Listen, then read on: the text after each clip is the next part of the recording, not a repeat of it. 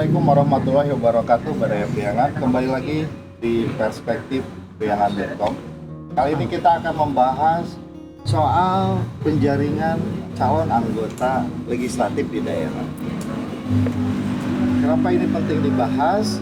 Karena tidak sedikit konon kabarnya anggota dewan yang sudah terpilih duduk di legislatif ada yang katanya tidak pernah disadap, tidak pernah berbicara sedikit pun sejak dari anggota dewan sampai berakhir, konon kabar. Atau ada anggota dewan yang dia tidak mau memahami kinerjanya dan apa yang mesti dia lakukan. Ini adalah fenomena yang menarik. Karena apa? Karena tidak kurang dari 1.000 orang nih. Ya, kalau ada 20 partai politik dengan 50 calon anggota dewan per 45 per anggota. Kalau ada 20, ini tidak kurang dari 1.000 orang. Bahkan 1.000 orang lebih itu akan memperebutkan 45 kursi di DPRD Kota Tasikmalaya. Dan apa yang dicari oleh mereka? Gaji kah? Jadi anggota dewan, kehormatan kah? Atau kinerja dan perjuangan mereka untuk masyarakat Kota Tasikmalaya? Ini akan sangat tergantung dari cara partai politik rekrut calon anggota dewan. Kita akan membahasnya bersama Kang Dede Muharam dari Partai Keadilan Sejahtera, Kang Muslim dari PDI Perjuangan Kota Tasikmalaya, Kang Wahid dari PKB Kota Tasikmalaya, dan kita ditemani oleh Kang Basuki Rahmat, akademisi dari STIA Tasik. Dari siapa dulu nih, gimana merekrut anggota dewan? Ya. Adakah faktor pengetahuan atau apa namanya soal kapasitas, integritas, dan tentu isitas atau uang, mana yang paling titik berat dari tiga itu? Terima kasih Pak Muhajir. PDI Perjuangan udah melakukan 3 bulan yang lalu sesuai dengan SK DPP nomor A25 itu PDI Perjuangan harus merekrut sampai asalnya 200%, sekarang menjadi 120%. Dan saya udah dilakukan di semua dapil itu lebih dari 120% sekarang. Itu secara terbuka dan juga bisa langsung online itu kan. Ada khusus lah gitu kan ya.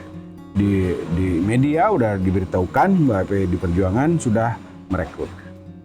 Siapa saja yang bisa masuk ya? Itu ya yang paling utamanya adalah persyaratan.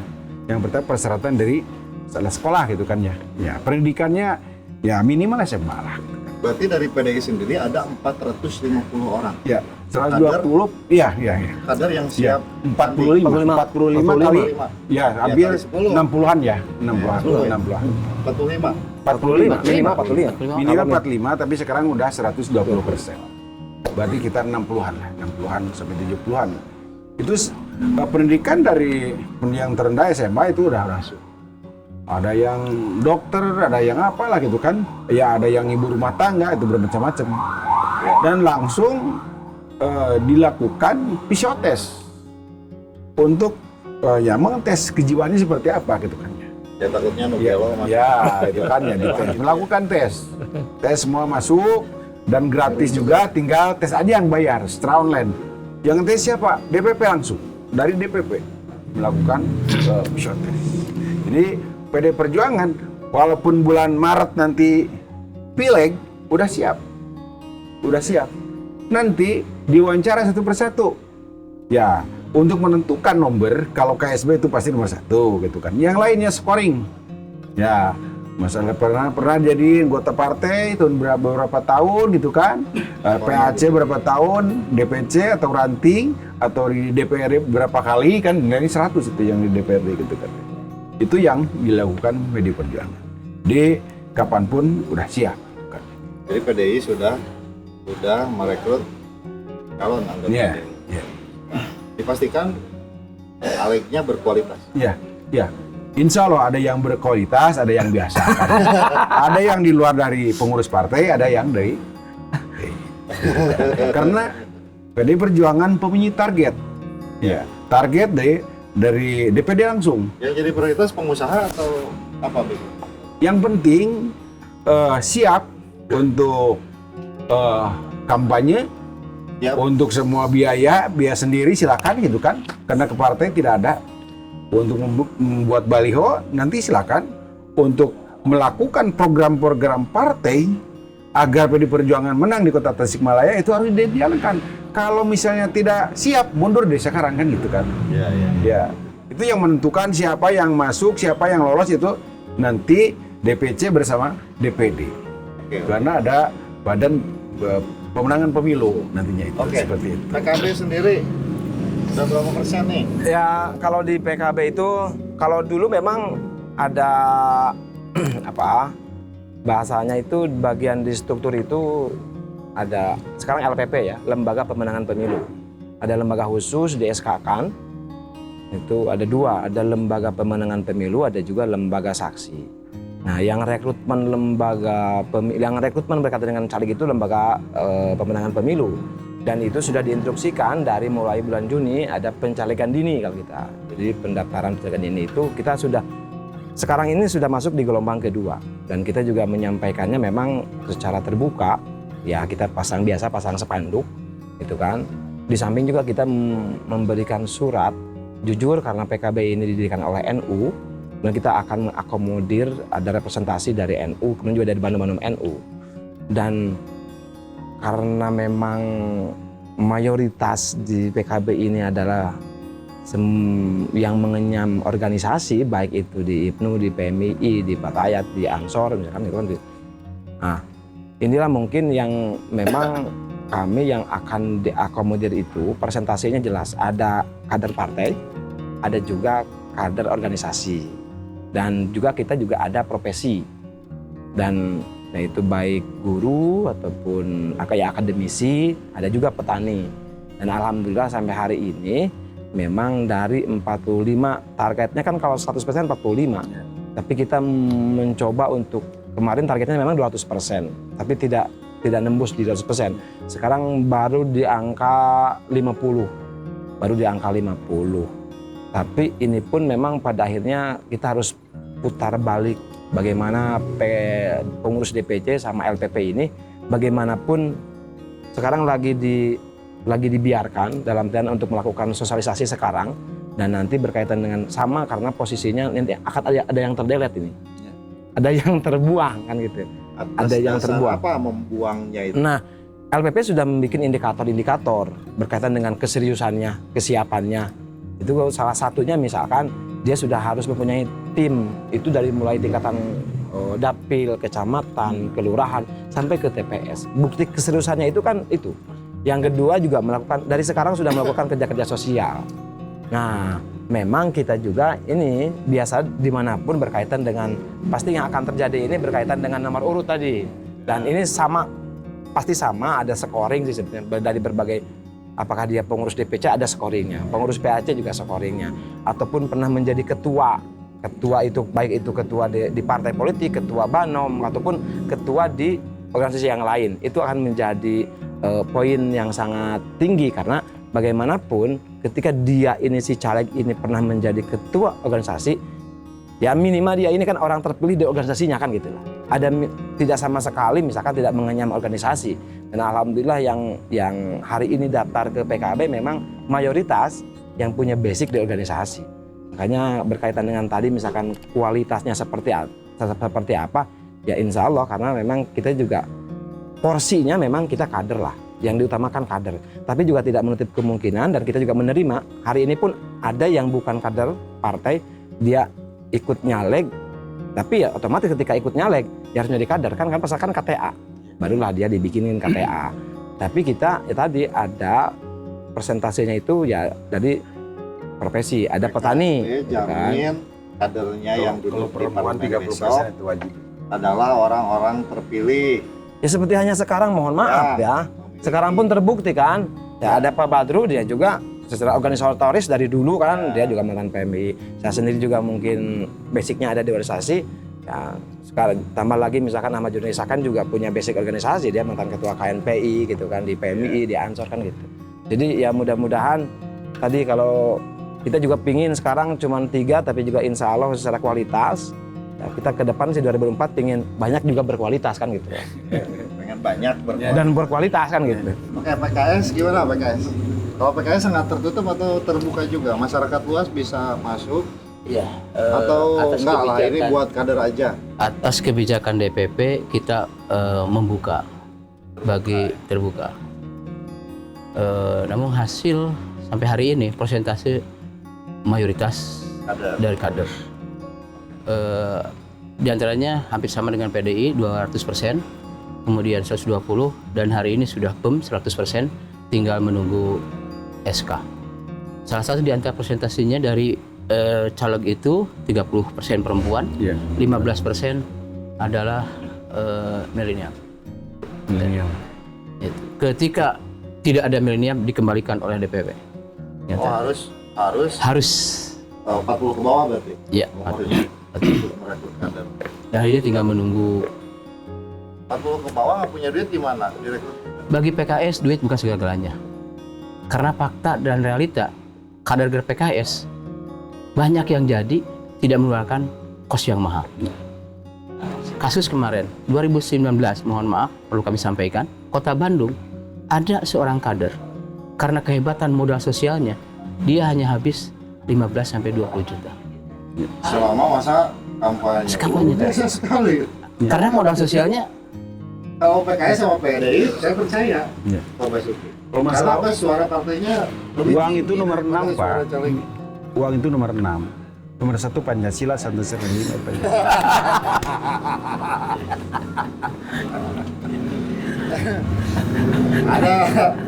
Ada ini nggak ada ukuran apa rekening misalkan di partai politik ada nggak sih? Enggak ada. Aku pengen jadi caleg nih. nggak ada. Rekeningnya Di PKS. cuma 100 juta buat bakal Di PKS nggak ada. disubsidi atau Yang penting PKS itu dari pertama dia integritas, kemudian aksesibilitas, diterima ya? kapasitas dan kapabilitas. Tidak, isitasi tidak jenengan. Kapasitas itu tentatif, Tentatif ya? tentatif. Ya mesti diukur. Harus siap Ya. bayar saksi ya. Ya buat bayar saksi. Iya. Atau Saksi, disubsidi sama partai. saksi sama partai. Kalau dari PDI sama. Karena udah nabung dari 5 tahun yang lalu nabung. Sehingga caleg itu tidak dipusingkan oleh bayar saksi. Biasanya ketuanya kan yang belepotan bayar saksi itu. Ya. Kalau kita PKB jujur sampai hari ini tadi kita per bulan dibebankan ke anggota fraksi.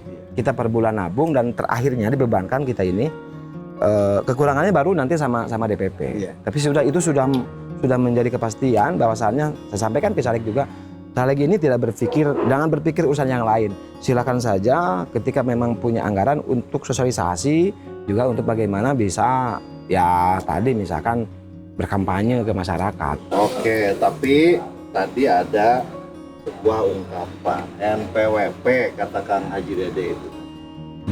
Nomor piro, Wani piro. Dan itu ada fakta di masyarakat seperti itu. Tentu saja uang bagian dari modal ya. Atau bisa jadi yang utama. Yang penting boga duit jadilah anggota dewan.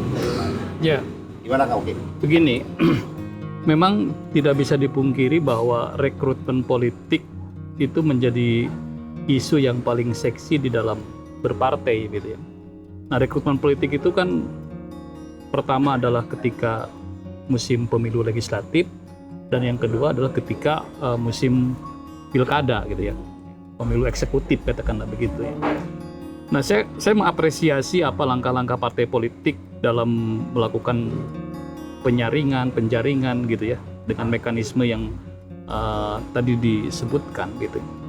Tapi satu hal yang mungkin kita melihat fakta bahwa dan saya kira partai politik bukan hanya pemilu hari ini saja melakukan cara-cara rekrutmen seperti itu. Jadi setiap pemilu saya kira mekanismenya hampir sama begitu.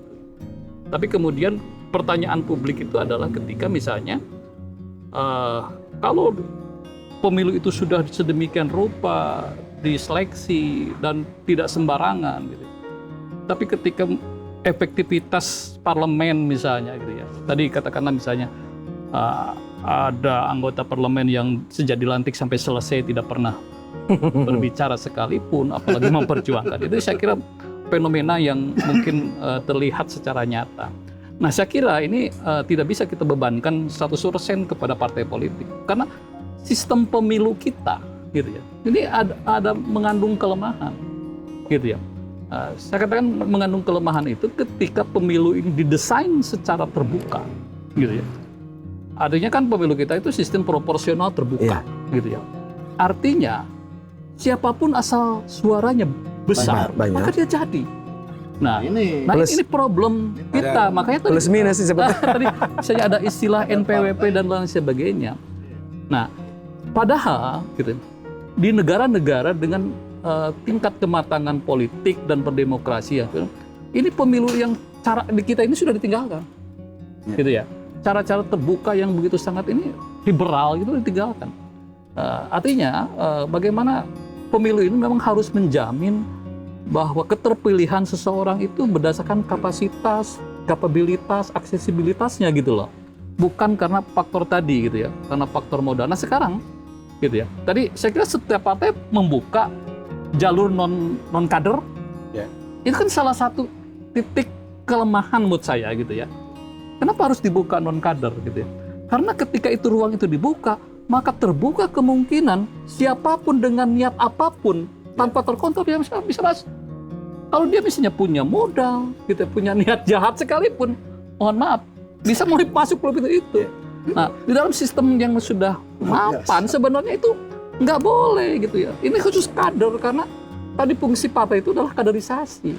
Rekrutmen politiknya dari kader dan mulai proses tadi kan di PKS ada tahapnya gitu, yang luar biasa saya kira gitu. Dan itu memang harus begitu sehingga terkontrol dan terjamin kapasitas kapabilitas si calon itu.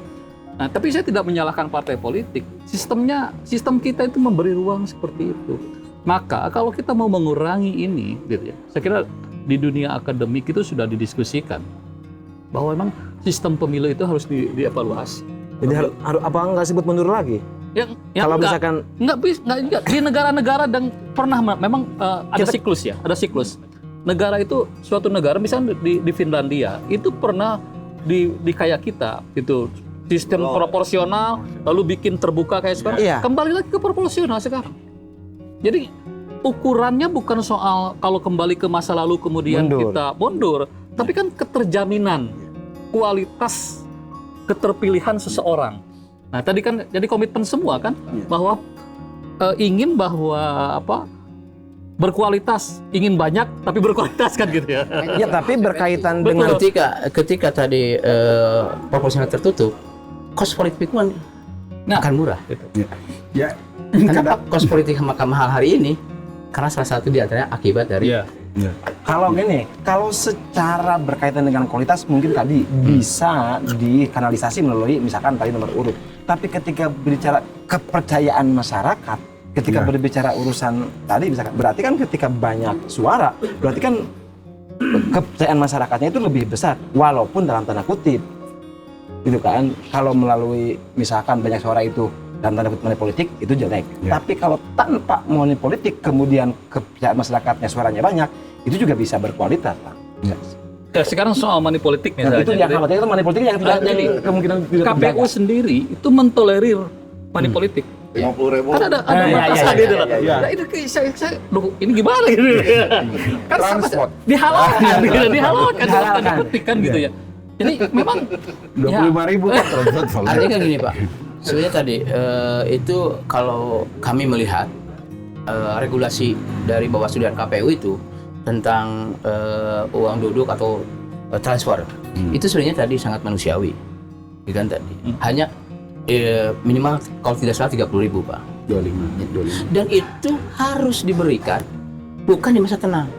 Yang menjadi problem hari ini uang itu diberikan Di masa bukan masa kampanye. Nah kami hari ini ketika mengumpulkan masa ajengan, para tokoh, ya mereka ngantuk, diundang oleh kita, kan itu ayah rokok-rokokna atau itu ayah tadi. Kopi. Justru tadi edukasi politik itu akan mengena ketika mereka datang ingin mendengar kita.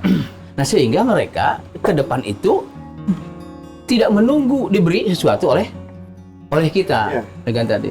Ya menarik ini soal. Tapi kita merindukan masa-masa ketika dulu orang itu datang ke kampanye, ke pertemuan itu, nggak dibiayai. nggak ada motivasi apapun Nggak ada kecuali mobilisasi. gitu ya. Nah, Ideologi. Nah, sangat idealis betul. Nah, sekarang gitu ya, ini, kenapa partai-partai kita sangat kurang sekali gitu ya dari sisi mengedepankan ideologi partainya. Apakah keterbukaan ini melemahkan posisi partai sendiri sebenarnya?